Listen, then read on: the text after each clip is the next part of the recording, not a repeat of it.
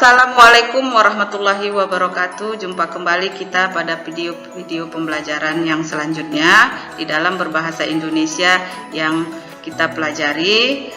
Kali ini kita akan masuk kepada bab 3, yaitu mengenai teks cerpen, di mana teks cerpen ini adalah kisah-kisah seorang penulis sebuah karya sastra daripada seorang tokoh pengarang, yang diulasnya nanti bahan ceritanya berkisar dari sekitar lingkungan sekitarnya atau keadaan-keadaan yang ada di sekitarnya, bahkan pengalaman dirinya sendiri maupun pengalaman orang lain nanti.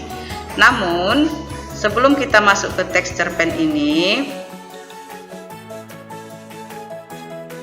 baik anak ibu, di sini ada bahan ajar yang akan kita pelajari di bab 3 mengenai teks cerpennya.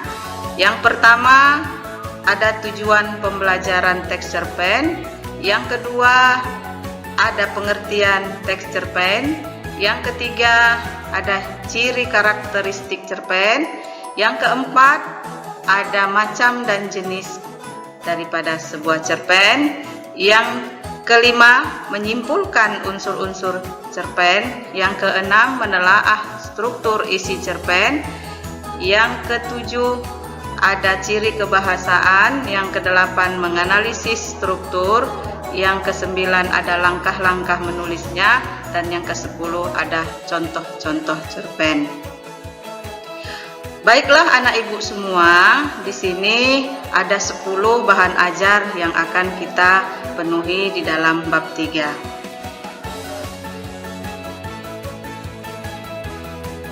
Kita lihat dan tilik dulu tujuan pembelajaran teks cerpen tersebut.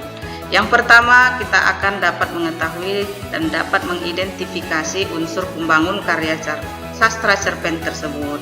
Yang kedua, kita dapat menganalisis unsur-unsur pembangun karya sastra tersebut. Yang ketiga, kita dapat menjelaskan unsur-unsur karya sastra, pembangun karya sastranya dari cerpen tersebut.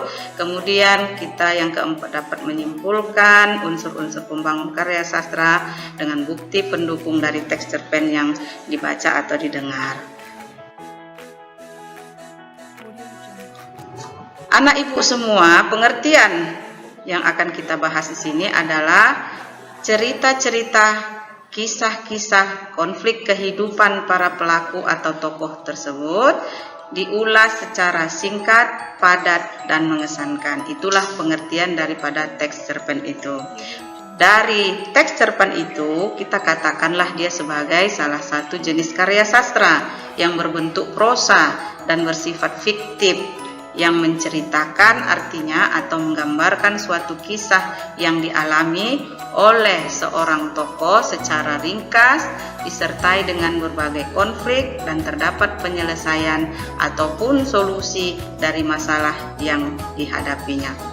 Baik anak ibu semua, cerpen ini sudah mungkin sering kamu baca, baik itu di perpustakaan, mungkin saja di internet, mungkin saja di buku-buku pelajaran di kelas atau di sekolah.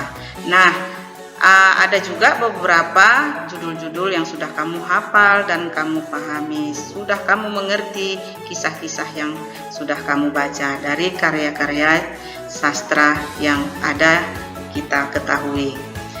Baik anak ibu, setelah kita memahami pengertian, kita akan mengetahui apa sebenarnya ciri karakteristik daripada cerpen. Ciri-ciri karakteristik cerpen itu panjangnya sekitar 3-10 halaman, kurang dari 10.000 kata. Kemudian ceritanya singkat, padat, dan pendek, berarti lebih pendek lah bahasannya nanti daripada novel. Kemudian ceritanya fiktif dan rekaan. Kemudian menggunakan kata-kata yang sangat ekonomis, ya. Kemudian habis dibaca untuk sekali duduk. Lalu penokohannya sangat sederhana, singkat, dan tidak mendalam. Mungkin yang akan dibahas nanti satu tokoh saja, ya, atau satu alur saja yang tidak yang berbelit, ya, satu alur, mungkin alur maju saja.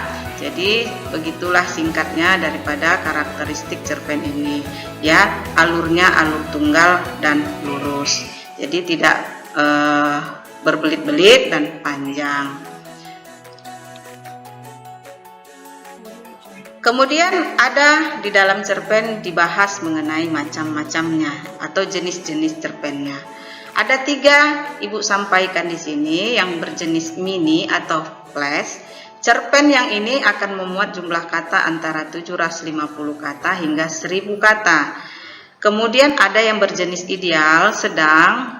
Cerpen ini memuat jumlah kata antara 3000 hingga 4000 kata. Kemudian ada cerpen yang panjang. Cerpen ini memuat sekitar 10.000 kata. Jadi anak-anak ibu, terserah anak-anak ibu mau nulis yang bagaimana nanti karya sastranya, cerpennya, apakah daripada cerpen jenis mini dulu, apakah dari jenis ideal, ataukah dari yang panjang, itu anak ibu terserah kepada kalian semua. Nah, jika itu masih pemula, kisah-kisah yang kita hadapi dulu di dalam kehidupan kita dengan cara cerpen flash terlebih dahulu atau cerpen mini lah terlebih dahulu. Jadi tidak panjang, hanya satu tokoh dan menggunakan alur yang lurus saja.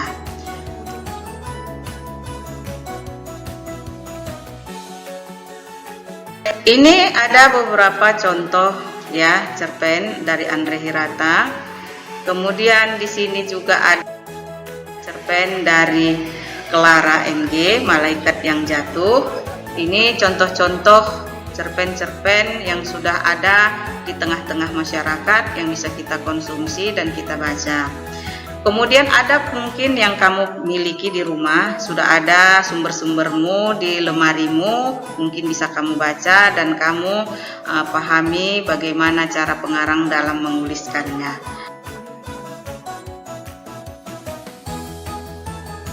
Kemudian ada unsur pembangun karya sastra cerpen tersebut.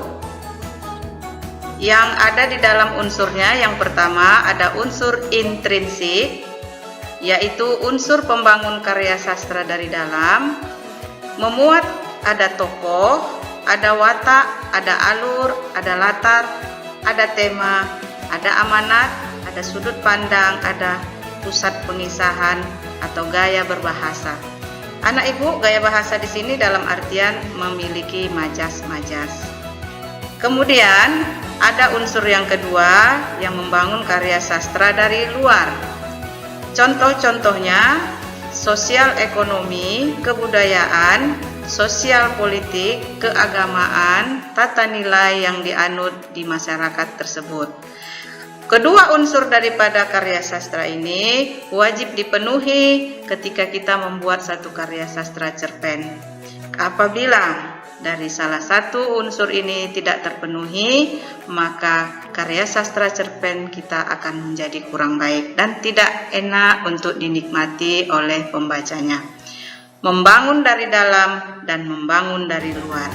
Sebagai contoh, sebuah bangunan rumah kita akan membuat bangunan yang dari dalam seperti pasir, semen, dan sebagainya seperti besi, itu adalah dari dalam. Sedangkan dari luar nanti adalah seperti kita katakan pagar, seperti hiasan taman, kolam renang, itu semua akan membuat hiasan rumah kita menjadi lebih indah.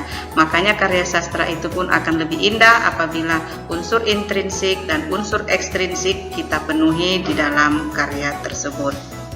Demikianlah anak ibu yang ibu sayangi, pokok-pokok pembahasan kita pada hari ini tentang teks karya sastra cerpen, di mana setelah pembelajaran ini kita lakukan, ibu mohonkan kepada kalian untuk menuliskan di sebuah kertas atau di buku tulismu masing-masing sebuah karya cerpenmu sendiri yang berbentuk mini atau flash. Kalau bisa dari kisah-kisah kehidupan nyatamu, lebih enak kita jadikan tulisan, ya, tidak sulit untuk mengambil masalah-masalah yang terjadi di sekitarmu. Itulah kamu tuliskan nanti ke dalam bukumu, menjadi tugasmu dari video pembelajaran Ibu pada hari ini. Demikian Ibu akhiri, lebih dan kurang Ibu mohon maaf. Wabillahi taufiq wal hidayah. Wassalamualaikum warahmatullahi wabarakatuh.